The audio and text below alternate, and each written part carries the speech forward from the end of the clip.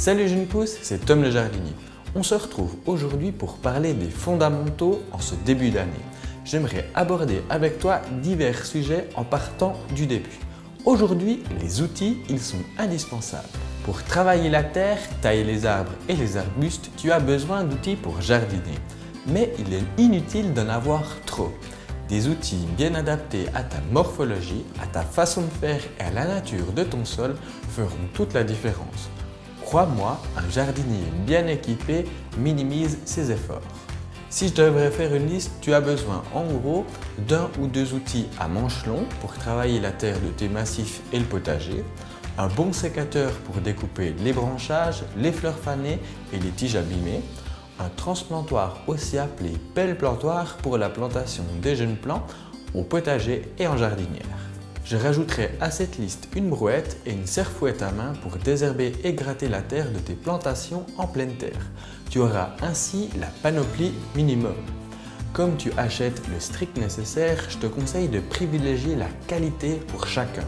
C'est quand même un investissement plus conséquent, mais tes outils garderont leur vie beaucoup plus longtemps. Je vérifie toujours que les manches en bois sont bien taillées dans le sens de la fibre du bois. C'est un gage de rigidité et je préfère les bêches et les autres outils similaires qui ne sont pas peints, surtout avec de la peinture époxy. Cette dernière masque tous les défauts et ne permet pas de juger de la qualité du fer. L'acier trempé, plus durable, se reconnaît à la calamine, une couche légère, rugueuse qui recouvre les parties plates. Un bon acier pour une bêche doit avoir une résistance de 200 kg par millimètre carré et d'une épaisseur de plus de 2,4 mm au minimum. Souvent, les fabricants cherchent à compenser une épaisseur trop faible en courbant le fer. Préférez donc toujours des bêches au fer les plus plats possibles. Une bêche, un louchet ou une fourche bio. La nature de ton sol est très importante pour faire ce choix.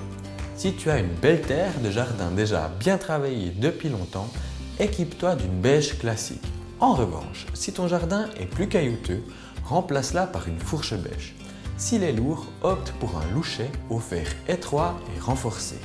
Dans tous les cas, si tu adoptes une attitude plus écologique, travaille le sol avec une fourche bio, 3 ou 5 dents. Plus il y a dedans, plus son maniement demandera un effort. Elle décompacte la terre sans la retourner. Adopte tout de suite le bon geste. Plante les dents de ta fourche verticalement juste devant tes pieds. Tu fais un mouvement de va-et-vient sur le manche avant de la soulever pour la replanter un peu plus loin. Et tu travailles toujours à reculons pour ne pas marcher où c'est que tu viens de bêcher. Un manche ergonomique, c'est indispensable? Les manches sont traditionnellement en bois. Préfère les manches cirées, doux au toucher. Ils limitent les risques d'ampoule, mais demandent un entretien légèrement plus régulier.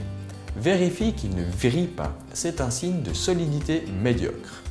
Les manches en matériaux composites sont certes plus légers, adoptent des formes plus ergonomiques qui permettent de les utiliser tout en gardant le dos droit. Mais ils sont plus difficiles à trouver dans tous les magasins pour les remplacer. Teste-les en magasin avant de les acheter. Les grands apprécieront aussi leur longueur. Traditionnellement, le bois de frêne, souple et solide à la fois, était employé pour fabriquer les manches des outils. C'est rare maintenant d'en trouver fait avec ce bois. Les hêtres, l'eucalyptus et le pin, qui est le plus cassant, l'ont remplacé aujourd'hui. Couper, ce n'est pas jouer. Un sécateur ne s'achète pas à la légère. La qualité des lames est primordiale. Opte pour un sécateur à lame croisante. Il possède une lame coupante et croisante et une contre-lame plus épaisse qui doit être le plus courbe possible.